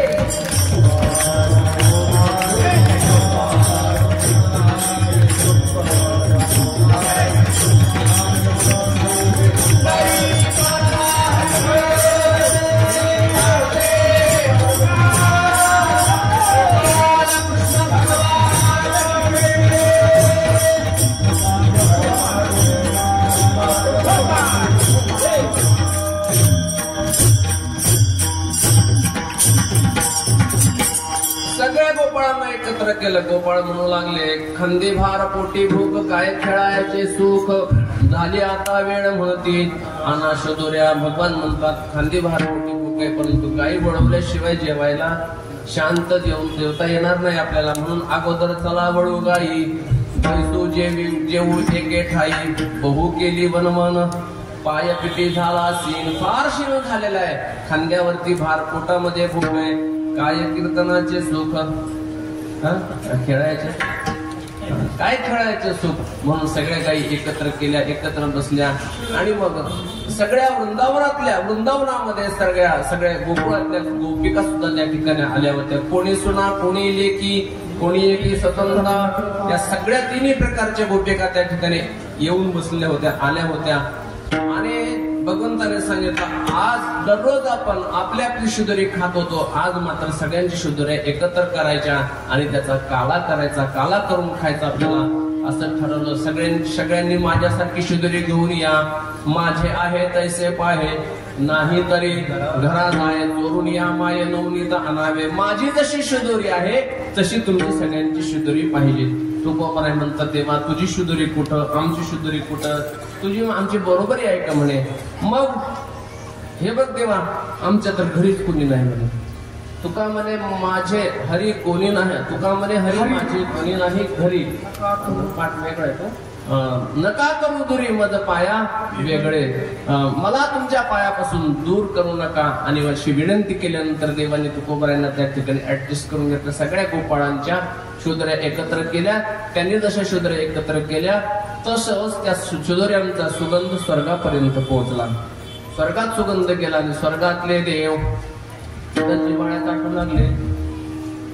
आजीवोस अमरावती काला पहावया इति देव विसरती देहभाव आपला देहभाव विसरले सर्वजण आपल्या आपल्या विमानानं बसून निघाले. इंद्राचं विमान, ब्रह्मदेवाचं विमान, सगळे देव, सूर्यदेव, वायुदेव, चंद्रदेव सगळे आपल्या आपल्या विमानानं बसून आले आणि विमानावर ते घरट्या घुलू लागले, फिरायला लागले. देवाने विचार केला 7 दिवस विमानं फिरत नव्हती, आज काल्याच्या दिवशी विमानं फिरू लागली. कशामुळे फिरू लागली हे म्हणजे स्वर्गातले देव आलेले दिसते. मग आले तरी यांना काला द्यायचा नाही. इंद्राने आपल्याला त्रास दिलेला आहे, ब्रह्मदेवाने त्रास दिलेला आहे, यामुळं यांना काला द्यायचा नाही. काल्याचे अधिकारी ते नाहीत. ते का आले तर तिथं तो काला भेटत नाही. तो का म्हणे काला वैकुंठे दुर्लभ विशेष हा लाभ संत संगे. तिथं काला मिळत नाही. वैकुंठी तो ऐसे नाही कवळ काही काल्याचे. वैकुंठात काला मिळत नाही म्हणून ते काल्याच्या आशने इथपर्यंत आलेत, परंतु त्यांना काला द्यायचा नाही. काल्याचे अधिकारी कोण आहेत? काला वाटू एकमेका वैष्णवनिका संभ्रमनिका. वैष्णव जो आहे तो काल्याचा अधिकारी आहे म्हणून त्यांना काला द्यायचा नाही. ते काही स्वर्गातले देव आहेत, देवांना काला द्यायचा नाही. मग फक्त वैष्णवांना. तुका म्हणे एके ठाई काला, तुका म्हणे भाविकाला. भाविकाला काला द्यायचा, जे वैष्णव आहेत त्यांना काला द्यायचा या ठिकाणी. म्हणून स्वर्गातले देव आले, परंतु त्यांनी विचार केला हा काय आपल्याला काला देणार नाही. म्हणून त्यांनी यमुनेच्या डोहामध्ये जाऊन प्रवेश केला. काल्याचे असे देव जळी झाले मासे. मासे होऊन बसले. देवाने पुन्हा विचार केला की हे का तिथं बसलेले असतील तर गोपाळ काला खाल्ल्यानंतर हात धुवायला तिकडे येतील, त्यांचं उष्ट का होत नाही पण आपण खाऊ म्हणून त्या आशेनं ते काल्याच्या आशेनं मासे झालेले आहेत. पण गोपाळांना पुन्हा एकत्र बोलवलं. गोपाळांनो, काला खाऊन झाल्यानंतर हात धुवायला तिकडं जायचं नाही. कुठं? यमुनेच्या डोहाकडे जायचं नाही का? म्हणजे हात कुठं पुसायचे? पुसून या हसे टिरी सांगा ते हात आपल्या आपल्या हात इथं पुसा म्हणे. इथं कुठलीच देवता नाही, इथं पुसून टाका म्हणे. कुठल्याच देवतेला मिळत नाही. आता हा ते एकपट आणि हे ती त्यांच्या पुढचं त्यांचा बाप होता सगळ्यांचा.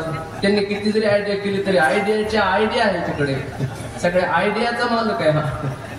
त्याच्यामुळं त्यांनी किती प्रयत्न केला परंतु त्याच्यातला जो ब्रह्मदेव होता, ब्रह्मदेव त्याला 4 डोके होते. तो म्हणला हे बाकीचे एकेका डोके देत यांना काही लक्षात येत नाही म्हणला.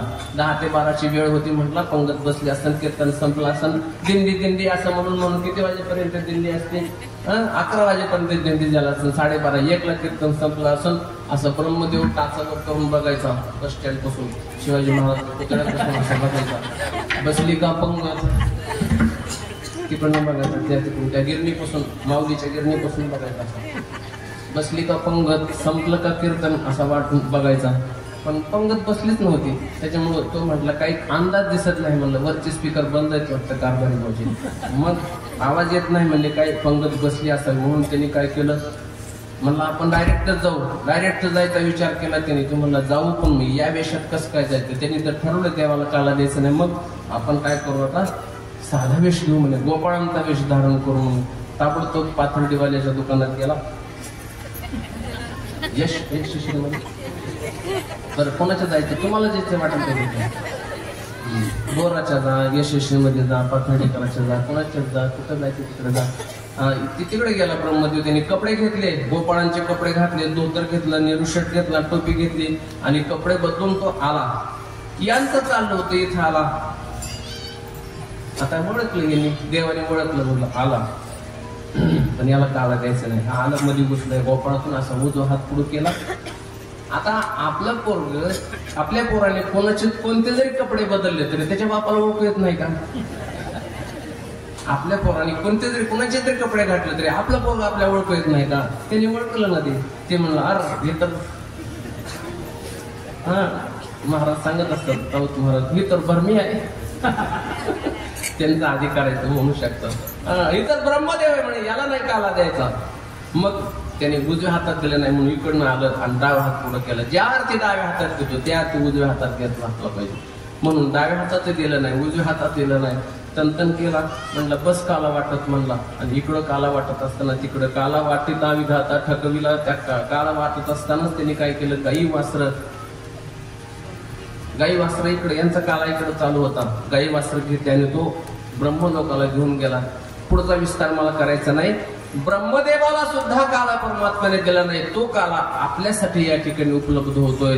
पहिला काला झाला वृंदावनामध्ये, दुसरा काला झाला पंढरपूरच्या वाळवंटामध्ये. तो काला वाटला ज्ञानोबराईनी, पहिला काला वाटला भगवान कृष्ण परमात्म्याने. तोच अवतार धरी अलंकापुरी ज्ञानाबाई सुंदरी तारावया, महाविष्णूचा अवतार सखा माझा ज्ञानेश्वर. तोच काला पुन्हा पंढरपूरच्या वाळवंटामध्ये ज्ञानोबराईने वाटला. एक चिटाळी झाली चंद्र भागे वाळवंटी, चंद्र भागे वाळवंटी. माझा ज्ञानराज, माझा ज्ञानराज गोपाळासी लाह्या वाटी, गोपाळासी लाह्या वाटी. नामदेव कीर्तन करी पुढे नाचे पांडुरंग, पुढे नाचे पांडुरंग. तिथे पंढरपूरच्या वाळवंटामध्ये, चंद्रभागेच्या वाळवंटामध्ये ज्ञानोबरायांनी काला केला. आणि हा काला या ठिकाणी आपल्या या पैठण गावातल्या बिडकीन गावामध्ये नाथ महाराजांच्या, तुकोबरायांच्या, ज्ञानोबरायांच्या कृपेने तो काला आपल्याला या ठिकाणी प्राप्त होतोय. ज्यांच्यामुळे हा काला प्राप्त होतोय त्यांचं आपण एकदा भजन करू. ज्ञानेश्वर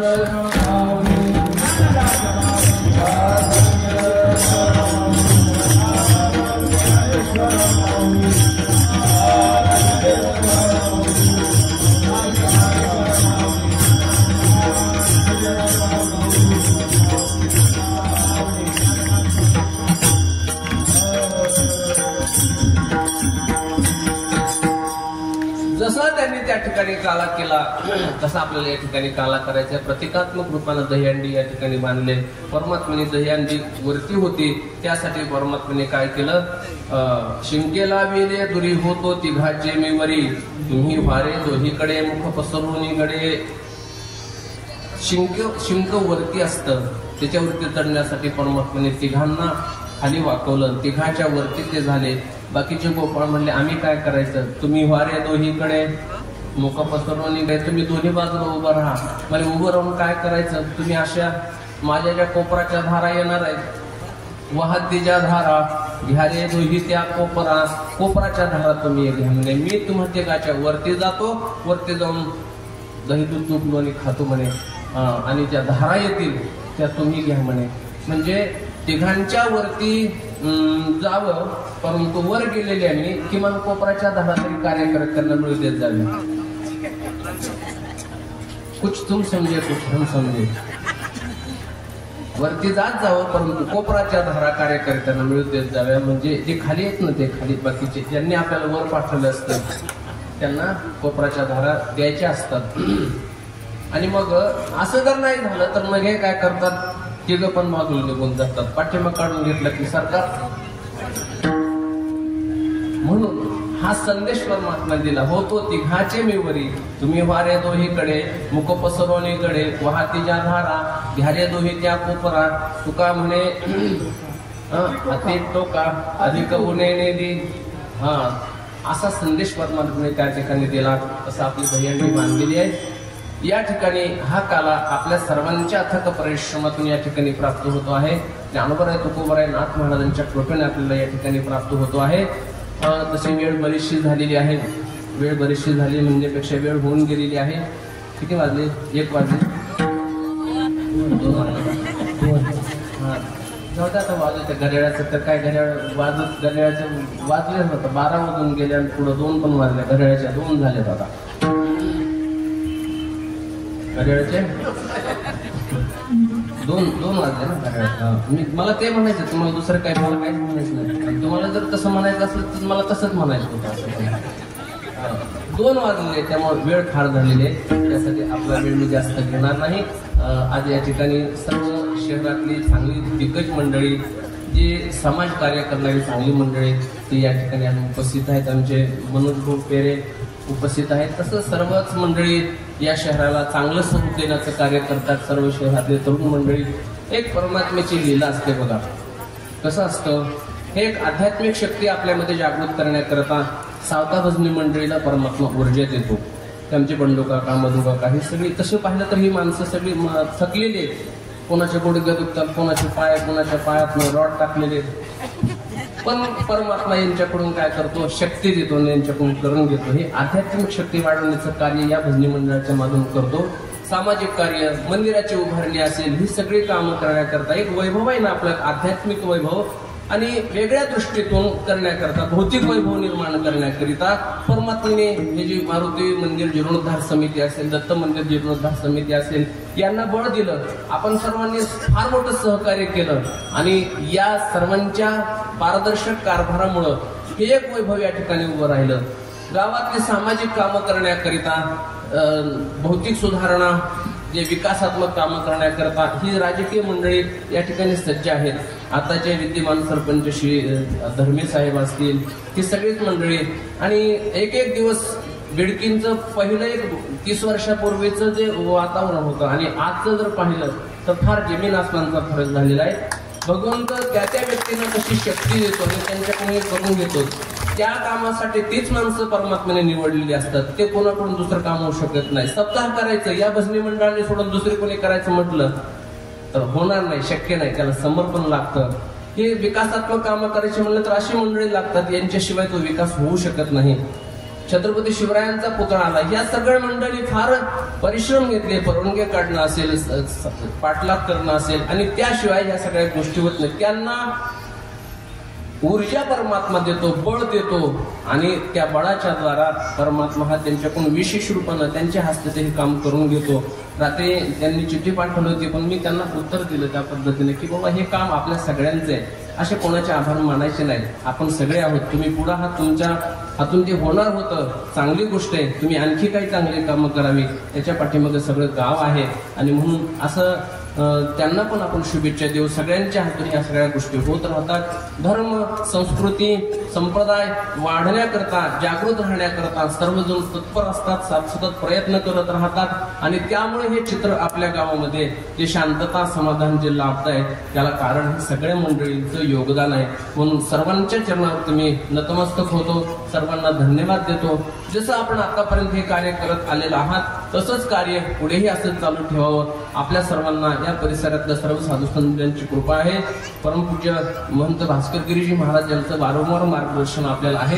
त्यांच्या मार्गदर्शनाखालीच ही सगळी मंदिरं उभी राहिलेली आहेत आणि म्हणून त्यांचं वारंवार मार्गदर्शन आहे. आल्यानंतर परिसरामध्ये आल्यानंतर आवर्जून ते त्या ठिकाणी येतात, चौकशी करतात. आपण गेल्यानंतर तिथे आवर्जून चौकशी करतात. मंदिराची स्वच्छता आहे का, मंदिराचे नियम धर्म चालू आहेत का, दररोज सकाळ संध्याकाळ आरती होते का, हे कोण इतकं जाणीवपूर्वक कोणी विचारत नाही. परंतु महाराज तुम्हाला सांगावं वाटतं या गावकऱ्यांचं कौतुक. जेवढी मंदिरं बांधली तेवढी स्वच्छता, साफसफाई, पावित्र्य सर्व टिकून आणि दररोज नित्य पूजा, 2 टाइम आरती. खंडोबा मंदिराची आरती 8:30ला सुरू होते, इकडची आरती संध्याकाळची. सगळे एका वेळेस भोंगे नाही चालू करत. 8:30 वाजता बरोबर खंडोबाची आरती सुरू होते म्हणजे सुरू होते. असे सगळ्यांची मंदिरातले नियम ठरवून गेले आहेत. सगळ्यांच्या आरत्या आणि गाव त्या वेळेमध्ये सगळ्या गावाला घरी बसून आरतीचा आनंद घेता येतो. म्हणजे हे सांस्कृतिक वैभव आपलं एक प्रकारचं वाढलेलं आहे आणि हे दिवसेंदिवस असं टिकून राहावं, याच्यामध्ये वाढ व्हावी अशी मी प्रभूचरणी प्रार्थना करतो. सर्वांना उदंड आयुष्य लाभावं, सर्वांकडून ही सेवा परमात्म्याने करून घ्यावी अशी सद्भावना व्यक्त करतो. 7 दिवस